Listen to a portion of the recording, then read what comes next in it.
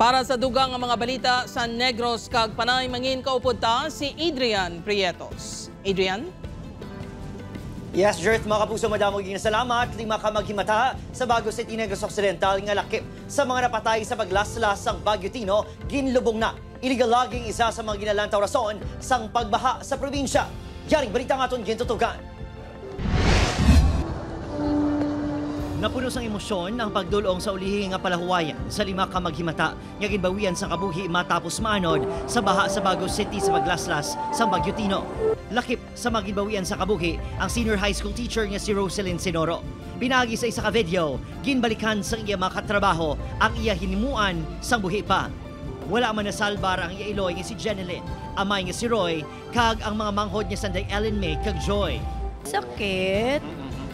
How many days? Wala tulog, wala kaon. Pero kinanglan ko maging strong tungod sa family. Sakit-sakit. Ang mga suod nga abyan ni Ellen May, hindi kuno malipatan ang kabuot sini kag pagka-positibo sa kabuhi. Alin kong diin ka man subong. Tanay guide mo na lang kami. Hindi ka git naman malimtan. Mambang ko na git. It's God's purpose.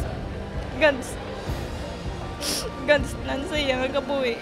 Sa pagtaliwan sang 5 ka miyembro sang pamilya, may paglaong gihapon sila nga makita ang lawas sang 3 pa ka mga minor de edad nga 13, 6 kag 4 ka tuig nga nagapabilin nga missing.